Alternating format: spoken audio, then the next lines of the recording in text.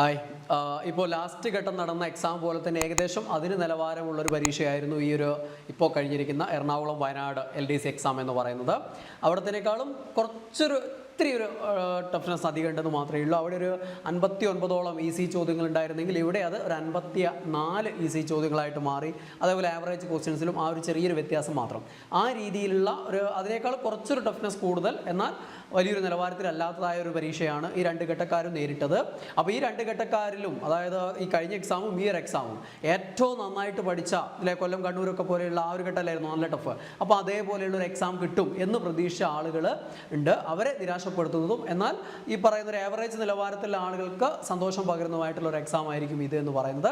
പിന്നെ എളുപ്പമാണ് പരീക്ഷ എങ്കിൽ പോലും ഈ ഒരു പരീക്ഷയെ നേരിടുന്ന സമയത്ത് പലർക്കും ഒരു ബുദ്ധിമുട്ടുണ്ടാകും. അതിൻ്റെ ഭാഗമായിട്ട് പലതും തെറ്റിക്കും. അതുകൊണ്ട് നിങ്ങളുടെ വിലയിരുത്തലിൽ ഒരുപക്ഷെ എക്സാമിൻ്റെ രീതികളൊക്കെ മാറി മറിയും. പക്ഷെ ഞാൻ ഈ ഒരു എക്സാം എല്ലാം നോക്കിക്കാണുന്നത് ഒരേ സ്ഥലത്തിരുന്ന് ഒരേ രീതിയിലാണ് നോക്കിക്കാണുന്നത്. അപ്പം നമുക്ക് എന്ത് ചെയ്യാൻ പറ്റും? ഓരോന്നും തമ്മിൽ ഉള്ള വ്യത്യാസം കൃത്യമായിട്ട് മനസ്സിലാക്കാൻ പറ്റും. അപ്പോൾ ഇവിടെ സ്ഥിതി എന്താ നോക്കിയാൽ, ചരിത്രം മുൻപത്തെ പോലെ തന്നെ ചരിത്രവും ഭൂമിശാസ്ത്രമൊക്കെ തന്നെ 5+1 6 മാർക്ക് എന്നുള്ള രീതിയിൽ തന്നെ വന്നു. കറണ്ട് അഫയേഴ്സ് ഒരു ചോദ്യം, 5 മാർക്ക്. ചരിത്രവും അതിലും മുൻപത്തെ പോലെ തന്നെ കേരളം ഒരു ചോദ്യം വന്നുള്ളൂ, ഇന്ത്യ 4 ചോദ്യം വന്നു, ലോകം ഒരു ചോദ്യം. ഏകദേശം മറ്റ് ഘട്ടങ്ങളൊക്കെ ചോദിച്ച പോലെ തന്നെയാണ്. ദെൻ ഈസി ചോദ്യങ്ങളായിരുന്നു കൂടുതലും, 4ഉം 1 ആവറേജ് ക്വസ്റ്റ്യൻസ്. ഒരൊറ്റ ക്വസ്റ്റ്യൻസ് മാത്രം വേണമെങ്കിൽ നമുക്കൊരു എബോ ആവറേജ് കാറ്റഗറിയിൽ പെടുത്താവുന്ന ഒരു ചോദ്യമാണ് എന്ന് പറയാം. അത്രയേ ഉള്ളൂ. ഭൂമിശാസ്ത്രം ഇത്തവണ ഇവിടെ കറണ്ട് അഫയേഴ്സ് വന്നില്ല. അവിടെ ഒരു ചോദ്യം, ആ ഒരു ക്വസ്റ്റ്യൻ പേപ്പർ എടുക്കുകയാണെങ്കിൽ, ക്വസ്റ്റ്യൻ പേപ്പർ കോഡ് A എടുക്കുകയാണെങ്കിൽ അവിടെ ഒരു ചോദ്യം ഉണ്ട്, പക്ഷെ അതൊരു സ്പോർട്സ് മേഖലയിലെ ചോദ്യമായിരുന്നു.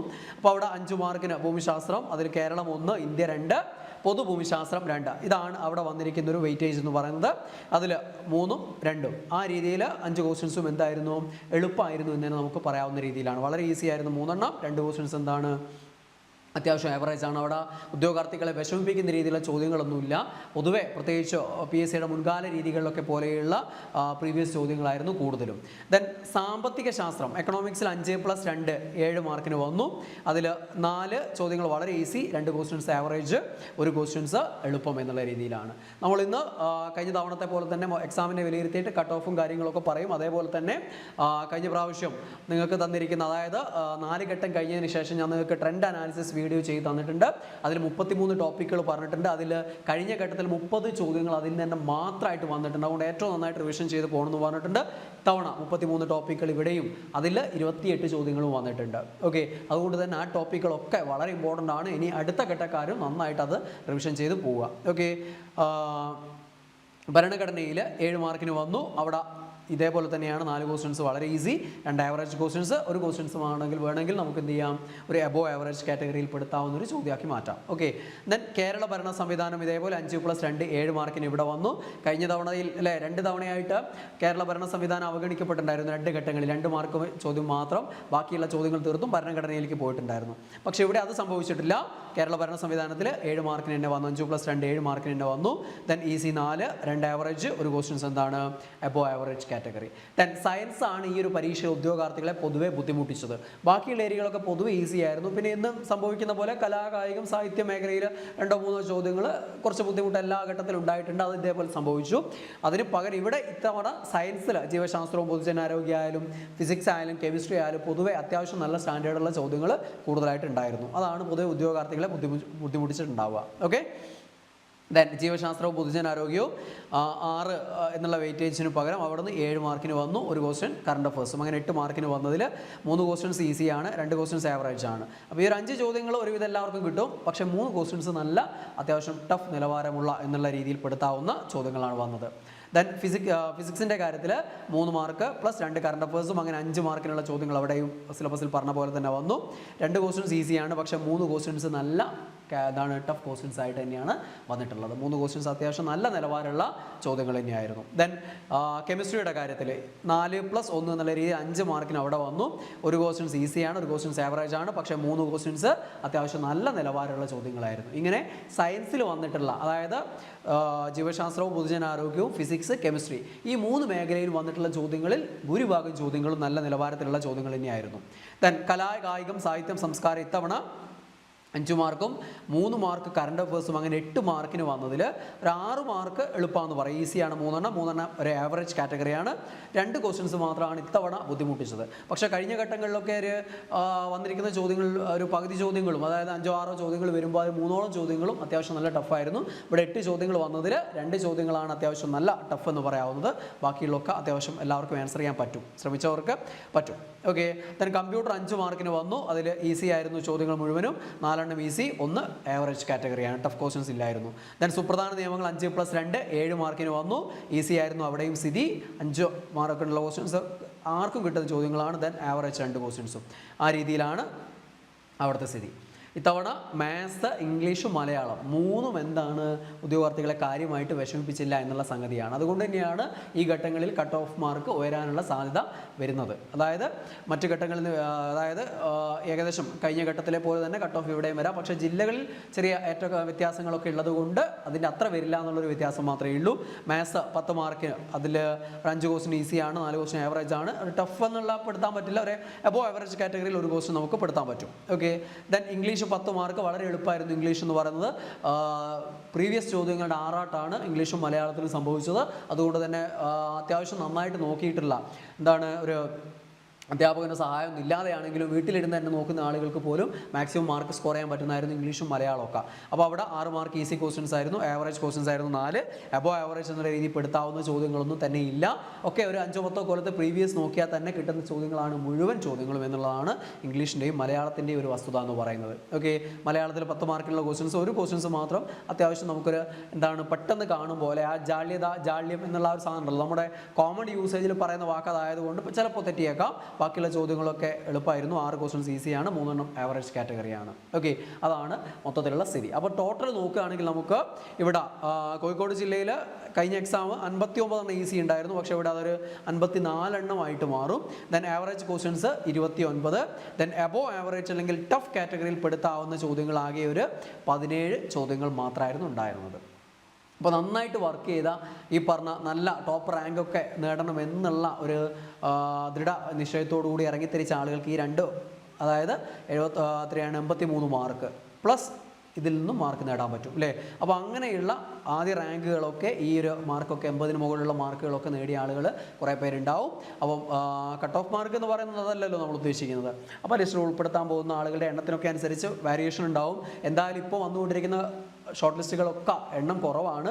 സ്വാഭാവികമായിട്ടും ഇലക്ഷനൊക്കെ വരുന്നതുകൊണ്ട് ആ രീതി തന്നെ തുടരാനാണ് സാധ്യത ഇനി അങ്ങോട്ടേക്കും. അപ്പോൾ നമുക്ക് ഏകദേശം എനിക്ക് തോന്നുന്നത്, എൻ്റെ ഒരു ധാരണയാണ്, കട്ട് ഓഫ് മാർക്ക് സാധ്യത, എൻ്റെ ധാരണ പറഞ്ഞാൽ ഞാൻ തന്നെ പറയാറുണ്ടല്ലോ എപ്പോഴും ശരിയാവണമെന്നില്ല എന്ന്. യൂണിവേഴ്സിറ്റി LGS ഞാൻ മാക്സിമം പ്രതീക്ഷ 75 വന്നിരിക്കുന്ന 81. ഇതേപോലെ തന്നെയാണ് ബാക്കി എല്ലാവരുടെയും സ്ഥിതിയും അല്ലേ. കട്ട് ഓഫ് പ്രവചിച്ച് ആരും ഒരു 50-ന് മുകളിലൊന്നും ആരും ചിന്തിച്ചിട്ടുണ്ടാവില്ല. അതേ അവസ്ഥ തന്നെയാണ് അവിടെ. അത് ചില പരീക്ഷകൾ ശരിയാവും, ചില പരീക്ഷകൾ തെറ്റും, അത് തന്നെയാണ്. പക്ഷേ അത് പ്രതീക്ഷിച്ചിരിക്കുന്നത്, ഇതിങ്ങനെ ചോദിച്ചുകൊണ്ടിരിക്കുന്ന കുറേ ഉദ്യോഗാർത്ഥികളുണ്ട്. അവർക്ക് വേണ്ടി മാത്രമാണ് ഇങ്ങനെ ഒരു വീഡിയോ ചെയ്യുന്നത്. ഏത് ഘട്ടത്തിൽ എപ്പോഴും ഞാൻ പറയുന്നതാണ്. അപ്പം കോട്ടയത്ത് ഞാൻ പ്രതീക്ഷിക്കുന്ന ഒരു 65-നും 71-നും എന്നുള്ള ഇടയിലുള്ള ഒരു മാർക്കാണ്. ഒരു 5-6 മാർക്കിൻ്റെ ഒരു ഗ്യാപ്പിലാണ് ഞാൻ എല്ലാ കട്ട് ഓഫും പറയാറ്. ആ ഒരു ഗ്യാപ്പ് പറഞ്ഞാൽ അല്ലെങ്കിൽ പിന്നെ 60-നും 80-നും ഇടയിൽ എന്ന് പറയുന്നതിൽ കാര്യമില്ലല്ലോ. ഓക്കെ, ദെൻ കോഴിക്കോട് 62-നും 68-നും ഇടയിൽ ഉള്ള ഒരു കട്ട് ഓഫ് എന്നുള്ളതാണ്. സോറി, കോട്ടയം കോഴിക്കോടല്ല, ഇത് കഴിഞ്ഞ പ്രാവശ്യത്തിൻ്റെ ആ ഒരു പേസ്റ്റ് ചെയ്യുന്ന നേരം, കോപ്പി പേസ്റ്റ് ചെയ്യുന്ന നേരം മാറിപ്പോയ വ്യത്യാസമാണ്. നമ്മുടെ എറണാകുളത്തെ സ്ഥിതിയാണ് 65 to 71. ദെൻ വയനാട് ഒരു ഇത്തിരി കുറവ് എന്നുള്ള രീതിയിൽ 62 to 68 എന്നുള്ളതാണ് കട്ട് ഓഫ് മാർക്ക് ഉദ്ദേശിക്കുന്നത്. ഈ ഒരു സാധനം നോക്കണ്ട കേട്ടോ, ഇത് ഒരു കോമൺ ആയിട്ടുള്ള സാധനമാണല്ലോ ഓരോ ഘട്ടങ്ങൾക്കും. അപ്പോൾ അത് ഇങ്ങോട്ടേക്ക് മാറ്റുന്ന സമയത്ത് ടൈപ്പിങ്ങിലുള്ള മിസ്റ്റേക്കാണ്. അപ്പം എറണാകുളത്ത് ഒരു 65 മുതൽ 71 വരെ വരാമെന്നുള്ളതും, കാലിക്കറ്റ് ഒരു 62 to 68 വരെ മാക്സിമം വരാമെന്നുള്ളതാണ്. സോറി, കാലിക്കറ്റ് തന്നെ പറഞ്ഞു വന്നു. ഇവിടെ വയനാട് നമ്മുടെ സമീപ ജില്ലയാണ്, ഞങ്ങളുടെ സ്വന്തം സമീപ ജില്ലയാണ്. 62 to 68 എന്നുള്ളതാണ് പ്രതീക്ഷിക്കുന്നത്. ഓക്കെ, അപ്പം നല്ല മാർക്ക് നേടിയ എല്ലാവർക്കും അഭിനന്ദനങ്ങൾ. നന്നായി ശ്രമിച്ച എല്ലാവർക്കും വീണ്ടും അഭിനന്ദനങ്ങൾ. പരീക്ഷകൾ ഇനി അങ്ങോട്ടേക്കുള്ള വേണ്ടിയിട്ടുള്ള പരീക്ഷകൾ വരുന്നുണ്ട്. ഇനിയിപ്പോൾ 10th പ്രിലിംസ് ഡിസംബർ നടക്കാൻ പോവുകയാണ്. ഈ ഒരു ലെവൽ വെച്ച് നിങ്ങൾ ഇനി ഒന്നും നോക്കേണ്ട ആവശ്യമില്ല. എന്ത് ചെയ്യും, പ്രിലിംസ് പാസ്സായിക്കോളും. ടച്ച് ചെയ്ത് കൊണ്ടുപോയാൽ മതി. ഇല്ല, ഇവിടുന്ന് അങ്ങോട്ട് ബാക്കോട്ട് പോകാതെ നിന്ന് കഴിഞ്ഞാൽ മാത്രം മതി. അവിടെ 2 ദിവസത്തെ ഗ്യാപ്പ് എടുത്ത് അല്ലെങ്കിൽ ഒരാഴ്ച ഗ്യാപ്പ് എടുത്ത് ഇനി ഈ ഭയങ്കര കഠിന പരിശ്രമമല്ലായിരുന്നു, അപ്പോൾ ഒരാഴ്ച റെസ്റ്റ് എടുക്കട്ടെ എന്നിട്ട് പഠിക്കാമെന്ന് വിചാരിച്ചു കഴിഞ്ഞാൽ പലരും കയറി അങ്ങ് പോകും. അതുകൊണ്ട് ആ ഒരു ഇപ്പം ഉണ്ടാക്കി വെച്ച ആ ഒരു ലെവലിൽ അതേ ആവേശത്തോടെ മുന്നോട്ട് പോവുക. ഈ പറയുന്ന പ്രിലിംസ് എല്ലാവർക്കും നേടിയെടുക്കാൻ പറ്റും. വരാൻ പോകുന്ന പ്രിലിംസ് അപ്പോൾ നന്നായിട്ട് പഠിക്കുക. എല്ലാവർക്കും എല്ലാവിധ ആശംസകളും. 10th പ്രിലിംസിന് വേണ്ടിയിട്ടുള്ള ഒരു ബാച്ച്, ഇപ്പോൾ എൻ്റെ ഒരു സ്പെഷ്യൽ ബാച്ച് ഈ 14-ാം തീയതി എൻട്രിയിൽ ഗോൾഡ് ബാച്ച് ആരംഭിക്കുന്നുണ്ട്. അതേപോലെ തന്നെ നിങ്ങൾക്ക് താല്പര്യമുള്ള ആളുകൾക്കാണെങ്കിൽ ഇപ്പോഴത്തെ ഒരു മത്സര വീര്യം കൂടിയ ഒരു കാലഘട്ടത്തിൽ ഒരു പേടി നിങ്ങൾക്ക് ഉണ്ടെങ്കിൽ ഒരു സിസ്റ്റമാറ്റിക് ആയിട്ടുള്ളൊരു പഠനം വേണം. ഞാനത് ഇനിയും കൂടുതൽ മെച്ചപ്പെടുത്തിക്കൊണ്ടേയിരിക്കണം. ആ ഒരു പരീക്ഷയുടെ ദിവസം വരെ ഞാൻ നന്നായി മെച്ചപ്പെടുത്തണം. ഇപ്പോഴത്തെ കട്ട് ഓഫ് ഒക്കെ ഉയർന്നുകൊണ്ടിരിക്കുകയാണ്. അതുകൊണ്ട് എന്തും സംഭവിക്കാം. പ്രിലിംസ് ക്ലിയർ ചെയ്യപ്പെടും എന്നുള്ള ഒരു എന്താ പറയുക, അമിത ആത്മവിശ്വാസം നിൽക്കാൻ താല്പര്യമില്ലാത്ത ആളുകൾക്ക് ധൈര്യമായിട്ട് ഈ ഒരു ബാച്ചിലേക്ക് ജോയിൻ ചെയ്യാം. നിങ്ങൾക്ക് കൂടെ നമുക്ക് ഒരുമിച്ച് മുന്നേറാം. ഓക്കെ. പിന്നെ പ്രധാന കാര്യം നമ്മുടെ ട്രെൻഡി ടോപ്പിക്സ്. ആ ട്രെൻഡി ടോപ്പിക്സ് എത്ര ചോദ്യങ്ങൾ വന്നു എന്നുള്ളത് ഞാൻ പറഞ്ഞു. കഴിഞ്ഞ ഘട്ടത്തിൽ ഈ ഒരു ട്രെൻഡി ടോപ്പിക്സ് നിങ്ങൾക്ക് വെറും 33 ടോപ്പിക്കാണ്, 300ഓളം ടോപ്പിക്കുകൾ സബ് ടോപ്പിക്കുകളായിട്ട് നിങ്ങൾക്കുണ്ട്. അതിൽ നിന്ന് 33 ടോപ്പിക്കുകൾ 4 ഘട്ട പരീക്ഷകളെ വിലയിരുത്തിയിട്ട് തന്നിട്ടുള്ളതാണ്. ആ 33 ടോപ്പിക്കുകളിൽ നിന്ന് കഴിഞ്ഞ ഘട്ടത്തിൽ 30 ചോദ്യങ്ങൾ വന്നിട്ടുണ്ടായിരുന്നു. ഈ ഘട്ടത്തിൽ 28 ചോദ്യങ്ങൾ വന്നിട്ടുണ്ട്. കേന്ദ്ര സർക്കാർ പദ്ധതികൾ ഇവിടെയും വന്നില്ല.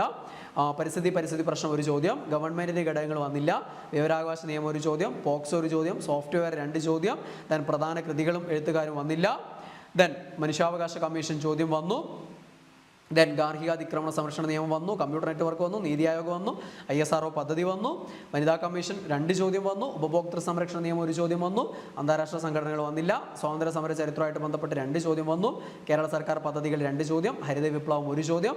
അങ്ങനെ പറഞ്ഞിട്ടുള്ള ഒട്ടുമിക്ക ടോപ്പിക്കുകളും ചോദ്യം വന്നിട്ടുണ്ട്. പഞ്ചവത്സര പദ്ധതികൾ 1 ചോദ്യം, നവസാമ്പത്തിക പരിഷ്കാരങ്ങൾ 1 ചോദ്യം, അവകാശങ്ങൾ കർത്തവ്യങ്ങൾ തവണ വന്നില്ല, ഭരണഘടനാ നിർമ്മാണ സഭ വന്നില്ല, കടമെടുത്ത ആശയങ്ങൾ ബാക്കി ഘട്ടങ്ങളൊക്കെ ചോദിച്ചു, ഇത്തവണ വന്നില്ല, അന്തരീക്ഷ പാളികളും വന്നില്ല, സ്ഥിതികോർജം ഗതികോർജം വന്നില്ല, പ്രകാശം 1 ചോദ്യം വന്നു, വരികളും എഴുത്തുകാരും 1 ചോദ്യം വന്നു, ദെൻ ജീവിതശൈലി രോഗങ്ങൾ 2 ചോദ്യം വന്നു, ദുരന്ത നിവാരണം ചോദ്യം വന്നു, വിറ്റാമിനും ധാതുക്കളും വന്നു, ഹാർഡ്വെയർ വന്നില്ല, ഇൻ്റർനെറ്റ് 1 ചോദ്യം, സൈബർ ക്രൈം 1 ചോദ്യം. അങ്ങനെ 28 ചോദ്യങ്ങൾ ഇവിടെയും ഈ ട്രെൻഡി ടോപ്പിക്സ് വന്നിട്ടുണ്ട്. അപ്പോൾ ഇനി നിങ്ങൾ റിവിഷൻ ചെയ്യുമ്പോൾ ഈ ടോപ്പിക്കുകളൊക്കെ ആദ്യം നന്നായിട്ട് റിവിഷൻ ചെയ്യുക, എന്നിട്ട് ബാക്കിയുള്ളത് കൂടെ റിവിഷൻ ചെയ്യുക. ഏറ്റവും പ്രാധാന്യം ഈ ടോപ്പിക്കുകൾ കൊടുത്താൽ ഉറപ്പായിട്ടും ഇത്രയും മാർക്ക് നിങ്ങൾക്ക് എളുപ്പത്തിൽ നേടിയെടുക്കാൻ പറ്റും. അപ്പോൾ എല്ലാവർക്കും എല്ലാവിധ ആശംസകൾ നേരുന്നു. ബൈ. സൗണ്ട് പ്രശ്നമുണ്ട്, കോൾഡ് പിടിച്ചിട്ട് സൗണ്ടൊക്കെ ശരിയായി വരുന്നേ ഉള്ളൂ. അപ്പം ശബ്ദത്തിൽ കുറവുണ്ടെങ്കിൽ ക്ഷമിക്കുക, സഹകരിക്കുക. Okay, by.